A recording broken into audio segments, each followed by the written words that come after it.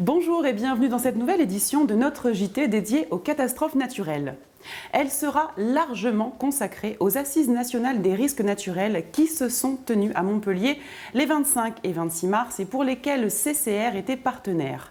Le thème central de ce rendez-vous était cette année l'adaptation des territoires pour une société résiliente. Ce JT commencera par une interview de Patrick Soulet, adjoint du directeur général de la prévention des risques.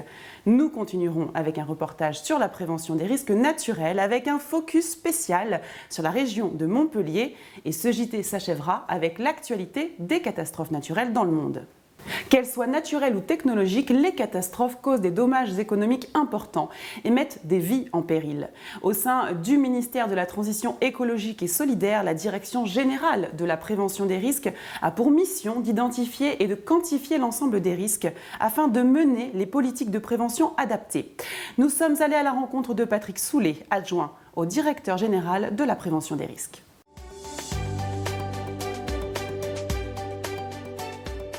Sur les risques naturels, la DGPR est la gardienne d'abord des textes, donc de la directive inondation qui encadre les règles communautaires et puis de tout le corpus réglementaire qui a été créé à partir de celui-ci pour créer des actions de prévention des risques, des programmes d'action et surtout de la coopération avec les acteurs économiques et les collectivités locales.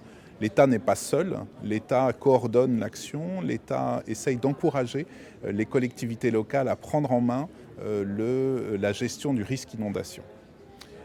Là-dessus, la DGPR travaille avec tous les opérateurs, notamment la Caisse centrale de réassurance, qui est un acteur économique puisqu'elle permet d'héberger le fonds Barnier, qui est l'outil économique principal qu'utilise l'État, qui est un prélèvement sur les assureurs et qui, à travers un petit pourcentage sur le risque catastrophe naturelle, permet de financer les actions de prévention contre les risques naturels.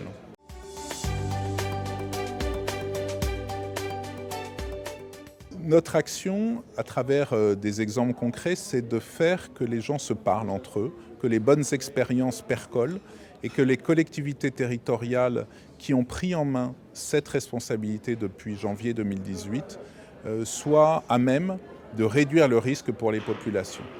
Je vais vous prendre juste un exemple. La sénatrice des Hautes-Pyrénées nous expliquait que depuis 2 ans, elle avait réduit le risque dans sa vallée en coordonnant l'action et en investissant elle-même sur des opérations de nivellement du lit du torrent. Ce genre d'exemple qui a été partagé avec tout le monde, c'est cela qu'on cherche à faire au niveau de la DGPR. C'est une logique partenariale des uns et des autres. L'État ne peut pas tout.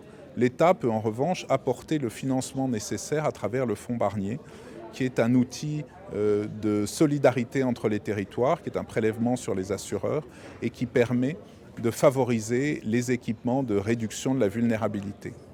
À la suite des tempêtes des Antilles, à la suite des inondations de la Seine en janvier et de l'Aude en octobre dernier, nous avons révisé le fonds Barnier, nous avons augmenté les soutiens, nous avons simplifié l'accès à ces financements et nous attendons que l'ensemble des opérateurs gestionnaires donc de la GEMAPI puissent se saisir de ces outils pour favoriser les investissements nécessaires. Les 25 et 26 mars dernier se tenaient les Assises nationales des risques naturels à Montpellier.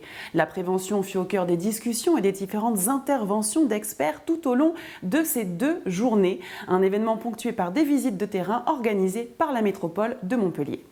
Vulnérabilité et résilience des bâtiments, tourisme et risques naturels, gestion post-événement, prévention des inondations et rôle respectif des acteurs économiques dans la prévention des risques naturels constituaient autant de sujets traités pendant 2 jours à l'occasion des Assises nationales des risques naturels. Parmi les participants figurait CCR. Son champ d'action s'étend en effet bien au-delà de celui de l'indemnisation.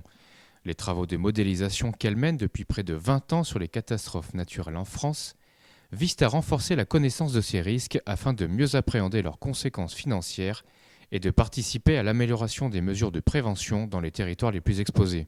Sur les plans de prévention des risques d'inondation, on arrive à montrer que ces plans ont permis de contenir la sinistralité, de faire en sorte que le nombre de sinistres se stabilise sur les communes qui en sont dotées. Et nous travaillons également sur l'efficacité d'autres dispositifs, peut-être des dispositifs de protection contre les inondations. C'est ce que l'on a réalisé dans le cadre de l'analyse qui a suivi la crue de la Seine en janvier 2018, nous avons montré que les lacs réservoirs du bassin de la Seine avaient permis d'économiser 90 millions d'euros de dommages assurés. Le CCR développe depuis quelques années déjà, et plus encore depuis quelques mois, un travail en direction des acteurs de la prévention, en mettant à disposition des données qu'elle collecte, qu'elle traite, qu'elle consolide, des données qu'elle modélise pour aider les autorités publiques au niveau national, le ministère de l'écologie, les services déconcentrés, mais aussi les collectivités locales, pour à la fois travailler sur la pertinence des politiques publiques, c'est-à-dire est-ce qu'on oriente l'argent au bon endroit, pour faire simple, et est-ce que cet argent que l'on oriente à un endroit donné, est-ce qu'il est efficace, c'est-à-dire est-ce qu'il va permettre de réduire la mise en péril des personnes, réduire les dommages assurés, réduire les délais de retour à la normale. Je pense qu'on a matière à faire en matière de financement, des logiques préventives, où là, il y a peut-être des éclaircissements à mener sur la manière dont on peut notamment mobiliser le fonds Barnier. Il y a peut-être de la pédagogie à faire qui est aujourd'hui pas tout à fait suffisante. Tempêtes, inondations, épisodes de sécheresse, presque aucune collectivité territoriale n'est épargnée par les risques naturels en France. La région d'accueil des Assises 2019 est particulièrement concernée. Le département de l'Hérault, avec ses voisins de l'Aude et du Tarn, ont ainsi été touchés par un épisode méditerranéen particulièrement violent. Dans la nuit du 14 au 15 octobre 2018, il est tombé par endroits l'équivalent de 3 mois de précipitations en une seule nuit. Dans ce contexte d'augmentation de l'exposition aux événements extrêmes, il est essentiel pour cette région, pôle d'attraction touristique majeur, d'anticiper, prévenir les risques naturels et d'améliorer les mesures de prévention. Donc on a beaucoup travaillé sur ce qui est l'anticipation. On a mis aussi en place un certain nombre de formations, notamment pour tous les agents communaux. On fait aussi des exercices pour pouvoir anticiper, parce qu'en fait l'idée c'est de dire on formalise des procédures, on les teste. On revient dessus pour les améliorer. Ensuite, on les met aussi en œuvre quand on est confronté à un vrai épisode climatique. Et derrière, on refait un retour d'expérience. Et c'est comme ça qu'on essaye. C'est vraiment notre plan communal de sauvegarde. C'est un document vivant qu'on met à jour de manière très régulière et qui sert aujourd'hui. Concernant les inondations, il y a plusieurs thèmes. Le premier, c'est l'entretien des différentes rivières et cours d'eau quant à leurs berges, pour pas qu'il y ait d'impact ou que l'eau ne circule pas très bien. Il y a aussi des moyens de défense collective, bâtir des digues, des bassins de rétention, de façon à retarder un peu l'écoulement de l'eau ou le diriger. Il y a aussi des mesures qui vont être prises à la parcelle, ça s'appelle la mitigation.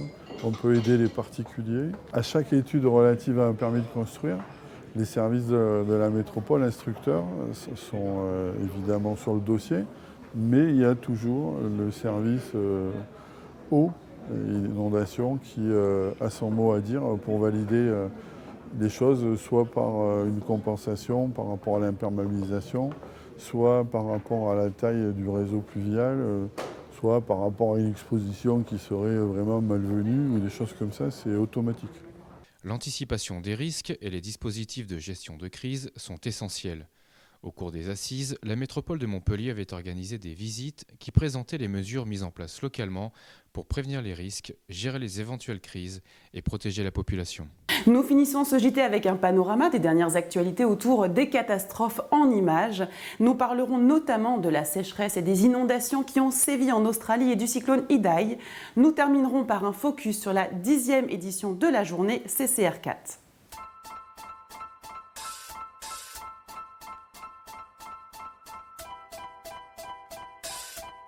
It's fun.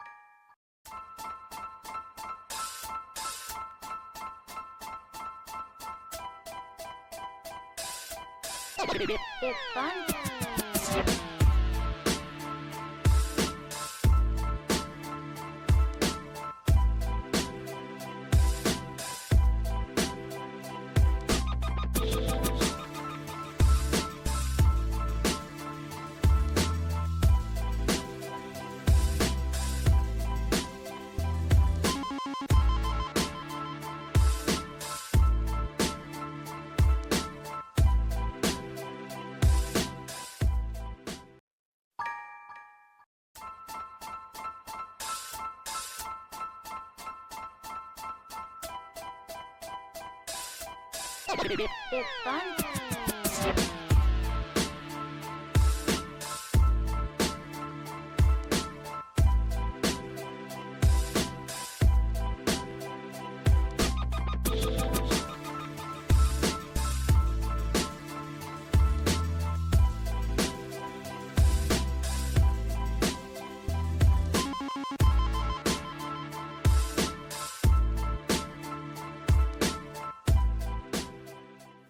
Cette édition du JT Catastrophe Naturelle est maintenant terminée. Merci de votre attention. À bientôt sur News Assurance Pro.